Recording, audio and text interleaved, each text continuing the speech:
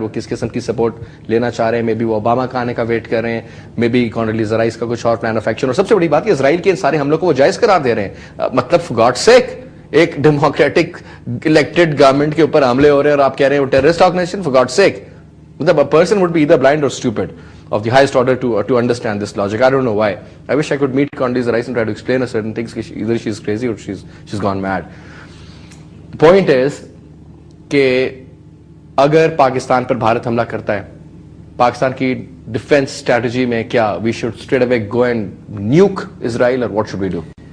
دیکھو فیصل, پہلے تو کچھ سائنس کو سمجھو. اس بات سے تو میں بالکل 100% متفق ہوں اور قوم کو آج بالکل ہم واضح کر کے بتانا چاہتے ہیں جنگ کی تیاری کریں. ہم جنگ نہیں چاہتے ہیں, ہمارا دشمن جنگ مسلط کرنا چاہتا ہے. کیوں؟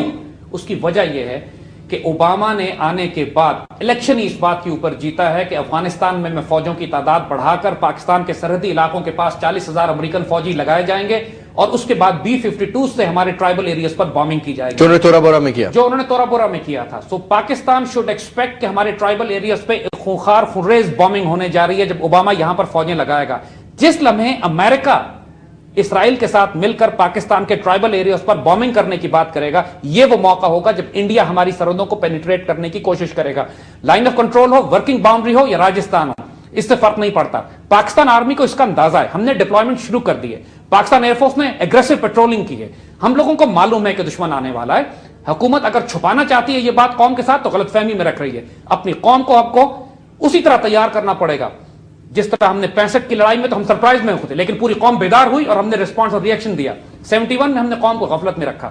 اب ہمیں دشمن کے ایک ایک موو کا معلوم ہے, وہ آنا چاہتا ہے. ہم نے کمزوری دکھائی تو وہ آئے گا, ہم نے سختی سے اس کی آنکھوں میں آنکھیں ڈالی تو وہ نہیں آئے گا. لیکن ہم جو بات کر رہے ہیں کہ ہمیں انڈیا سے صرف اور امریکن سے خطرہ نہیں ہے, خطرہ اسرائیل سے. جو لاجسٹک ٹیکنالوجی اور اکوپمنٹ اور ویپن سسٹم اور ایون F-16 کی سپورٹ جو انڈیا کو ملے گی اس کرائسس میں, وہ اسرائیل کی طرف سے آئے گی. F-14s, F-15s, you name it, ایک دفعہ جنگ شروع ہو گئی اور انڈینز اور امریکنز نے پاکستان پر بامبنگ شروع کی تو اسرائیل اس میں کودے گا. یہ بات میں آپ کو ابھی بتا رہا ہوں. اور ہمیں اسرائیل کو ٹارگٹ کرنا چاہیے, ان کلیئر ٹرمز میسج جانا چاہیے کہ پاکستان پہ کسی بھی طرف سے اٹیک آیا, جیسے ہم نے 1984 میں میسج ان کو دیا تھا کہ اگر ہمارے نیوکلیئر پروگرام پر اٹیک انڈیا کی طرف سے آئے یا سمندر کی طرف سے آئے, ہم اسرائیل کو ماریں گے جا کے. ان کا دماغ درست ہو کے رہ گیا تھا. وہ آئے تھے ہمارے نیوکلیئر پروگرام پہ, ایک دفعہ نہیں غالباً 3 کئی دفعہ وہ آئے ہیں. ایون 98 میں جب پاکستان چغئی میں نیوکلیئر ایکسپلوژن کرنے جا رہا تھا, اس وقت اسرائیلی F-16 سری نگر ایئرپورٹ پر انتظار کر رہے تھے. They were waiting کہ ہمیں آرڈر ملے اور ہم پاکستان کو بم بلاسٹ کرنے سے پہلے تباہ کر دیں اپنے ان ویپنز کو. اللہ کا کرم اور احسان ہوا کہ ہماری فضائیہ بھی تیار تھی اور ہمارے سائنٹسٹ نے بھی کام اس طرح کیا. اس تھریٹ کے باوجود ایک پوائنٹ پہ تو یہ خطرہ آ گیا تھا کہ چغئی میں کام کرنے والے سائنسدانوں سے کہا تھا کہ آپ ڈسپرس ہو جائیں, بکھر جائیں, کہ طیارے آنے والے ہیں. یہاں تک سٹیج پہنچ چکی تھی.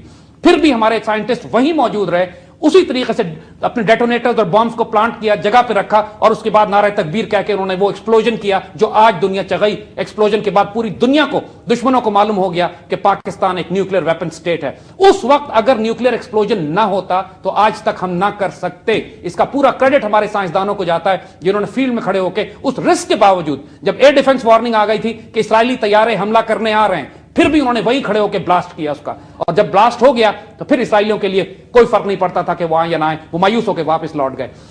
اور یہ بھی بتایا جاتا ہے کہ اس کے بعد دوبارہ جب اٹیک کی بات ہوئی تو یہ سعودی اویکس تھے, انہوں نے ہمیں انفارم کر دیا air force was all.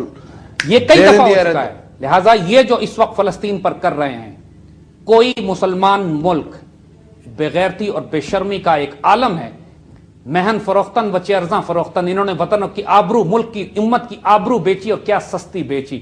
Hashmi بیچ رہا ہے آبرو دین مصطفیٰ, خاک و خون میں لٹ رہا ہے ترکمان سخت کوش. یہی سب کچھ انہوں نے خلافت عثمانیہ کے وقت کیا تھا. اور یہی وہ حکمران جو اس وقت یہاں پہ مسلط ہیں وہ ہیں جو خلافت عثمانیہ توڑنے کے بعد انگریزوں نے مسلط کیے تھے ان جگہوں کے اوپر. اور مسلمانوں کا خون جس بے دریغ طریقے سے بہایا جا رہا ہے, اس وقت وہی کیفیت ہے جو حضور صلی اللہ علیہ وسلم نے فرما دیا تھا کہ ہم تعداد میں سمندر کی جھاگ کی طرح ہوں گے, لیکن حب دنیا و کراہیت الموت, یعنی دنیا کی محبت اور موت کا خوف ہوگا مسلمانوں پر کہ ہم پر یہ جھپٹیں گے دشمن اس طریقے سے جیسے اپنے دسترخوان کے اوپر کوئی بھوکا جانور درندہ گرتا ہے آ کے. پاکستانی قوم کو ہمیں جس طرح ہمارے طرابلس میں, جنگ طرابلس میں یا خلافت میں جب ہمارے بزرگوں نے خلافت موومنٹ چلائی تھی, پاکستانی سیاستدانوں کو, پاکستانی قوم کو, ہمارے میڈیا کو, ہمارے حکمرانوں کو ہوش کے ناخن لینے چاہیے. کوئی جلسہ پاکستان میں نہیں ہوا, کسی سیاسی جماعت نے نکل کر اس بات پر احتجاج نہیں کیا, کسی نے امریکیوں کے ایمبیسی کے باہر آ کے پروٹیسٹ نہیں کیا, کوئی یہاں ڈونیشنز اکٹھے نہیں ہوئے, کوئی پاکستانی ملٹری نے ابھی تک تھریٹ کیوں نہیں کیا.